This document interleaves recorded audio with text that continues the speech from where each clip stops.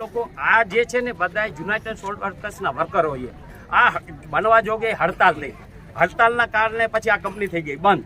પછી ધીરુભાઈ શાહ જ્યારે સ્પીકર બન્યા ને તો નીલકંઠને આ બાજુનો ભાગ એ લોકોને ગુજરાત સરકારે આપી દીધું આ વર્કરો માટે. ત્યારે એ લોકોએ એમ કીધું જ્યારે નીલકંઠે જ્યારે ચાલુ કરવાના હતા ને કે ભાઈ તમારા હક ફંડ જે બાકી છે એ તમારા સરકાર ઉપર અને યુનાઇટેડ સોલ્ટ ઉપર છે જ, તમે લોકો આ રહી શકો છો. હવે આ પ્રોપર્ટી તમારી, તમે કોઈ એવો નથી. આ જે તમે તમારો લેબર ઓફિસરમાં કે જ્યાં જ્યાં તમારા 50,000 કે જે આપે એ લોકોએ સ્વીકાર, એમાંથી કોઈ એનો હક ફંડ હજી બધાનો બાકી છે ને. આ લોકો કોઈ અનલીગલી એવી રીતે રહેતા નથી.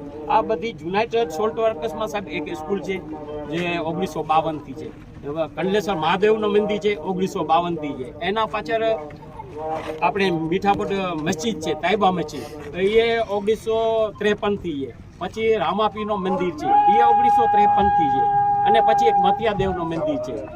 એ આજકાલથી કોઈ એવી રીતે નથી કે બીજી રીતે અનલીગલી દબાણ કરીને રહેતા હોય જ્યાં તો કંડલાની ને. પીડી વાઘેલા સાહેબે એવું હતું ત્યારે જ્યારે આ કંડલાપોટને નોટિસ આપીને સાહેબ, ત્યારે પીડી વાઘેલા સાહેબે કીધું હતું કે આટલી બાકાત જે મીઠાપોટ છે ને યુનાઇટેડ સોલ્ટ વર્કર સ્ટેટ ગવર્મેન્ટમાં આવે છે બરાબર, સેન્ટરમાં નથી આવતી. એટલે એનો પણ છે. અમે ને હમણાં મેં હમણાં અધિકારી હમણાં ઝેરોક્સ કરાવવા હું વચ્ચે આવ્યો આવે છે એ બધું લઈ અને પછી માનો કે જે પોર્ટ ઓથોરિટી છે એના પાસે જઈ અને રજૂઆત કરીશું. જી સર, રજૂઆત સાંભળવા બિલકુલ સર. અમે એ જ કાલે મને ઈસરાણી સાહેબે બોલાવ્યું, મેં કીધું સાહેબ અમે જો દેશનો વિકાસ થતો હોય એમાં અમારે પણ સહભાગી છીએ. દેશના વિકાસમાં અમે કોઈ અડચણ નથી કરતા, અમે કોઈ એવું છે નહીં કે દબાણ કરીને રહીએ છીએ, અમે લીગલી રહીએ છીએ. હા, એના સિવાય કંડલા પોર્ટને એવું હોય કે કાંઈ વિકાસની કોઈ લાઈન નીકળતી હોય અથવા તો કોઈ પ્રોજેક્ટ નીકળતો ને કોઈ નડતર થતું હોય તો અમે એ લોકોને બીજી જગ્યાએ સ્થળ કરી નાખીએ. દાખલા તરીકે આ લોકો છે એ લોકોને આ બાજુ ટ્રાન્સફર કરી લઈએ. પણ હવે લોકલ છે સાહેબ, ઘણા વર્ષોથી કોઈ ગામ કે મતલબ નથી. હમણાં આ સ્કૂલની અંદર 4 પેઢીથી મારા પિતાજી ભણતા હતા, હું ભણતો હતો, મારો છોકરો ભણતો હતો, અને અત્યારે મારો પોતરો ભણે. 4 પેઢી સુધી તો મને યાદ છે ને. 1923 સુધીના ડોક્યુમેન્ટ મારી પાસે છે જે યુનાઇટેડ સોલ્ટ વર્કર્સ જ્યાંથી હતી ત્યારની. એટલે હું સાહેબને લેખિતમાં બધું રજૂઆત એ કરીશ, એવું નથી કે હાજર કરી દઈશ. હમણાં ઝેરોક્સ કરાવવા જ ગયો હતો, ગાંધીધામ ઝેરોક્સ આવ્યો હું વચ્ચે હતી ને ગાડીમાં છે બધું ડોક્યુમેન્ટ. આપને પણ બતાવી શકો, આપણે એક ઝેરોક્સ આપી શકો. જી ચોક્કસ, જી સર, હાજી ચોક્કસ. નીકળી એમાં આપને એવું કહેશો કે કાંઈ તમને તોડવાની જરૂર નહીં છે. અનલીગલી હશે એમાં કોઈ ઘર્ષણ નહીં થાય, કોઈ ચીજનું નથી. બધા સમજદાર છે ને બધા રોજ કમાઈને રોજ ખાવા વાળા છે. એટલે કોઈ જાતનું એવું નથી કે કંડલા જેમ તમારે ઓલું થશે, એવું કરવાની જરૂર નથી. તમે કહેશો પ્રેમથી કે આ ભાઈ છે તો એ પ્રેમથી પણ પતી જશે. હા જી સર, જી ચોક્કસ, ભલે, ઓકે. હાલો આને ભાઈ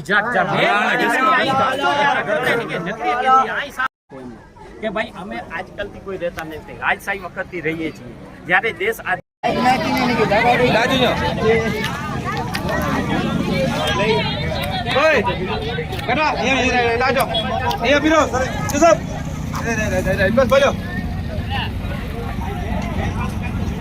કોઈ લોકો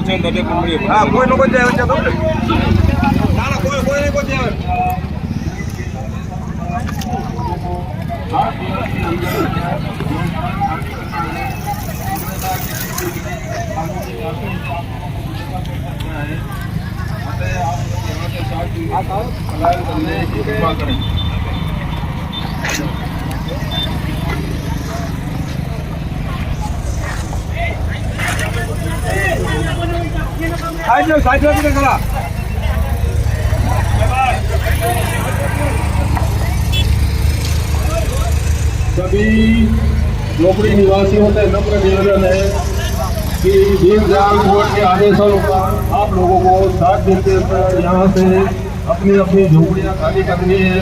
अतः किसी भी तरह की कानूनी कार्रवाई से आप लोगों को गुजरना पड़ सकता है। अतः कृपया करके आप लोग कहीं सुरक्षित स्थान पर चले जाइए।